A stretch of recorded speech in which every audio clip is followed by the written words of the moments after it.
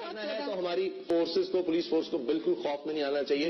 ویسے کسی بھی انسان کے لیے بہت زیادہ ضروری ہے، اس میں خوف نہیں ہونا چاہیے سوائے اللہ تعالیٰ کے. کسی کا خوف ہو آدمی کو تو آدمی آگے بڑھ سکتا ہے. لیکن یہ کہنا بڑا آسان ہے، بہت آسان ہے. بات جو میں نے جملہ کہہ دیا نا، لیکن انسان کو بہت سے خوف ہوتے ہیں کہ میں کامیاب ہو سکوں گا یا نہیں ہو سکوں گا.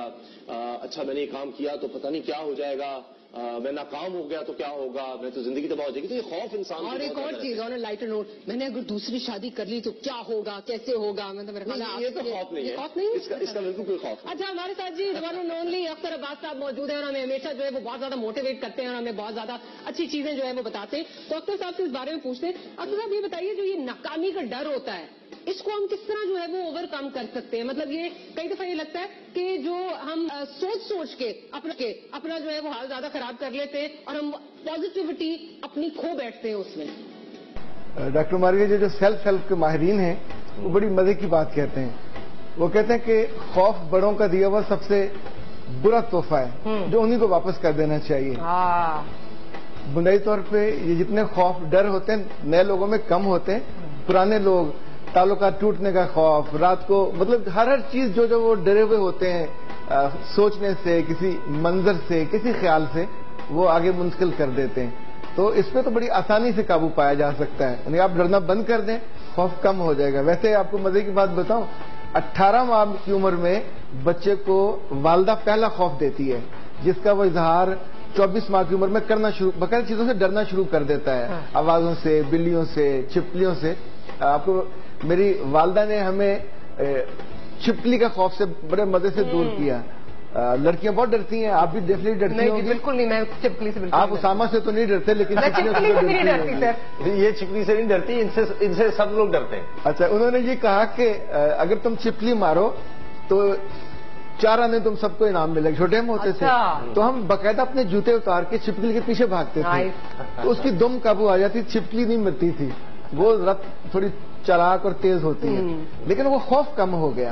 تو اگر بڑے چاہیں، ماں چاہے، باپ چاہے، استاد چاہیں یا دوست چاہیں تو ہم خوف تو کسی کا بھی کم کر سکتے ہیں. اور یہ معاشی ناکامی کا خوف، تعلیمی میدان میں ناکامی کا خوف، بڑے برے بھی اس کے نتائج ہوئے ہیں. میں تو ذکر بھی نہیں اس کا کرنا چاہتا. اس سے کیسے نکلے انسان؟ ہاں، یہ اتنا برا خوف ہے. ایون اب تو بچوں میں خودکشی کا ایک وہ جذبہ شروع ہوا. لوگ اصل میں بے عزت ہونا نہیں چاہتے، لوگ بے وقت ہونا نہیں چاہتے، لوگ بے عصمت ہونا نہیں چاہتے. اسی وجہ سے انہیں خوف ہوتا ہے. اچھا، جس کو بھولنے کا خوف ہو وہ بھولے گا. جس کو جس چیز کا ڈر لگتا ہے وہ ہو جاتی ہے. اگر آپ کو کوئی یقین ہو، میں آپ کو مزے کی بات بتاؤں، ایک دفعہ پاکستان کا ہاکی کا میچ ہو رہا تھا بہت اولمپکس میں، تو پلینٹی اسٹروک ملا. ظاہر وہ آخر وننگ شاٹ ہوتی ہے، یا ہار گئے یا جیت گئے. تو وہ پلینٹی اسٹروک 100% یقینی گول ہوتا ہے. ہٹ لگائی اور وہ گول سے باہر. تو ان صاحب نے کہا بعد میں کہ میں ڈر گیا تھا. اب اندازہ کیجئے اس لیول پہ بھی ڈر ہوتا ہے.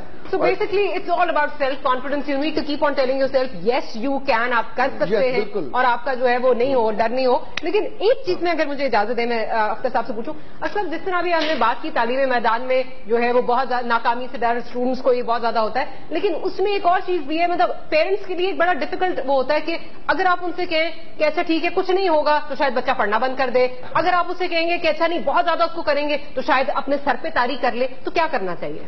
اچھا، مجھے لگتا ہے اگر بچے کو یا کسی کو بھی یہ علم ہو کہ وہ کام اس کو اچھا لگتا ہے، اس میں وہ انوالو ہو دل سے، تو ہم اس میں خوش ہوتے ہیں، اس میں ہم ڈرتے نہیں ہیں. ڈرتے ہم اس چیز سے جو ہمیں اچھی نہیں لگتی یا ہم پہ کمپیل کی جاتی ہے. یعنی آپ دونوں کتنے مزے سے اس وقت لڑائی کر رہے ہوتے ہیں، آپ کو اچھا لگتا ہے وہ لڑنا، اس میں خوف نہیں ہوتا. لڑنا وہ یہ میری طرف آپ کا اشارہ تو نہیں ہے آپ کو اچھا لگتا ہے لڑنا. لیکن جب بھی ہم اس خوف سے نکل آئے، جو کام ہمیں اچھے لگتے ہیں ہمیں وہ کرنا چاہیے.